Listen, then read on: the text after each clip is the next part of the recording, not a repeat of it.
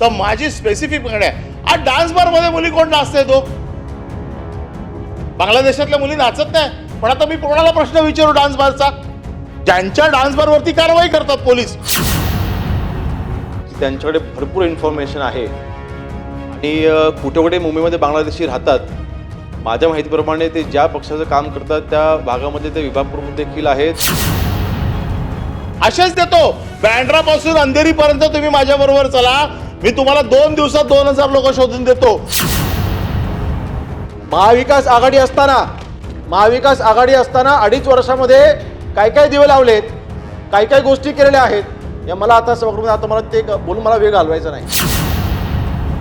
आणि तिथेच सगळे बांगलादेशी कामगार आहेत. हे काय पोलिसांना माहित नाही? हे काय महानगरपालिकेला माहित नाही? हे आय कार्ड तपासू, आधार कार्ड तपासू, हे तपासू, तिकडचे काय दलाल माहित नाहीत? हे काय उत्तर देत आहेत इकडे? हा काय आंतरराष्ट्रीय विषय आहे का की गोलमेज टेबलावरती नेऊन तो सोडवायचा आहे? अरे लोकल पोलिसाला सांगितलं तर 15 दिवसात साफ करून टाकतील. आणि म्हणून आज तुमचेच लोक आरोप करतायत की भारतीय जनता पक्षाच्या कार्यकर्त्याला दम देत आहेत तुमचं सरकार, आणि दम तुम्ही खाताय आणि सभागृहात येऊन सांगताय की आम्ही दम खातोय म्हणून.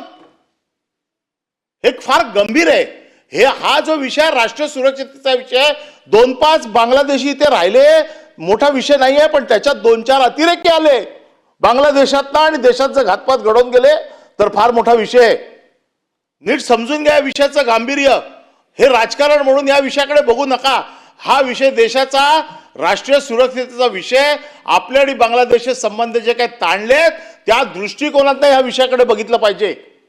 आज किरीट सोमय्यांना तर तुम्ही आता काय काम ठेवलं नाही, अर्धे सगळे नेले तिकडे, ते आपले घेऊन फिरतायत सगळीकडे. अरे त्यांना माझ्या बरोबर पाठवा, मी असेच 2000 लोक शोधून देतो एका दिवसात.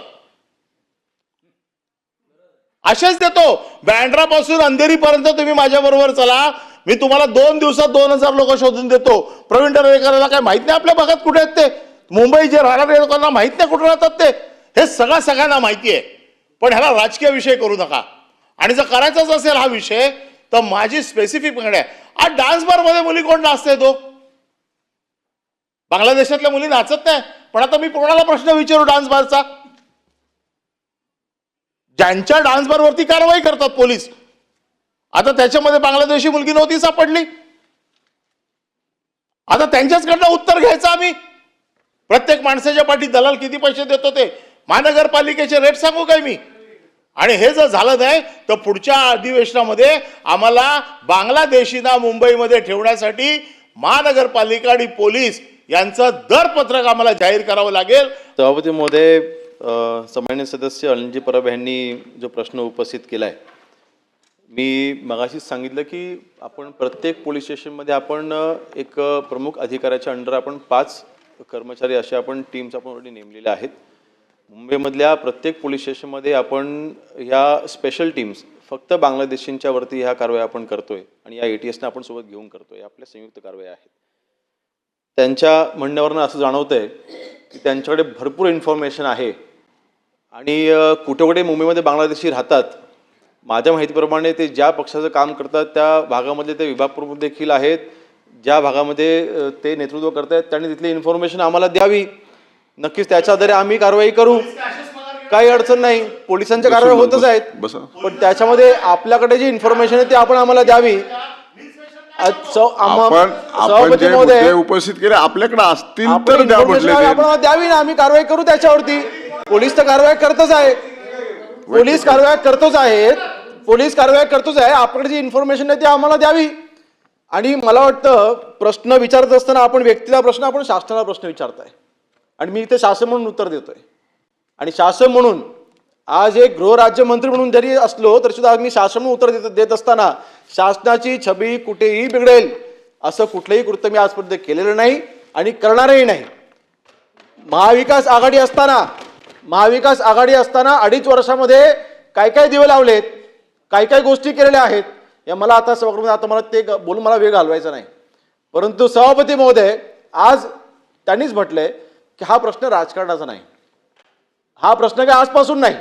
मी मगाशी म्हटलं 1 वर्षापासून ते 40 वर्षापर्यंत, 40 वर्षापासून जे बांगलादेशी राहत आहेत, मग त्यांचे सरकार असताना बांगलादेशी आले ना. त्यावेळेला तुम्ही किती कारवाई केल्या तो मगाशी मी आकडा सांगितला 2021ला ज्यावेळेस इथे कारवाया चालू होत्या फक्त 109 बांगलादेशात तुम्ही हद्दपार केलेला आहे. तुमचंच सरकार होतं ना, तुमचेच मुख्यमंत्री होते, तुमचेच मुख्यमंत्री त्यावेळेला कारवाई देखील मग कमी का होत्या? मग तेव्हा तुमच्याकडे इन्फॉर्मेशन नव्हती का? ऐका सभापती महोदय माझं म्हणणं फक्त एवढंच आहे. मग 2021ला 109 हद्दपार केले, 2025 आपण 2376 आपण हद्दपार केलेले आहेत.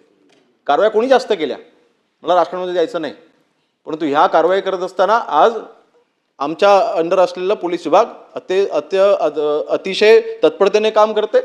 ह्याच्यामध्ये अर्थातच नागरिकांचं देखील सहकार्य लाभणार आहे. मी मगाशी म्हटलं इन्फॉर्मेशन बेस्ड आपण ह्या कारवाई करतोय. दिसला समोर आणि त्याला बांगलादेशी वाटला आणि पाठवून दिला असं होत नाही ना. त्याला संशय आल्याच्या नंतर त्याचं डॉक्युमेंटेशन आपल्याला व्हेरीफाय करावं लागतं. आज तो आधार कार्ड घेऊन बसलाय पश्चिम बंगालचं. मग आधार कार्ड पश्चिम बंगालच्या सरकारकडे आपण पत्रव्यवहार करतो, त्या आधार कार्डचं व्हेरिफिकेशन आपण करतो. तरी सुद्धा आता केंद्र शासनामार्फत आपल्याला जे आता मुभा मिळालेला आहे की गुन्हा दाखल केल्याशिवाय आपण कारवाई करू शकतो. आपण त्याच्यामध्ये काही आता मी कुठल्या आधारे आपण त्यांचं व्हेरिफिकेशन करतो की आपण ती खात्री पटवतो मी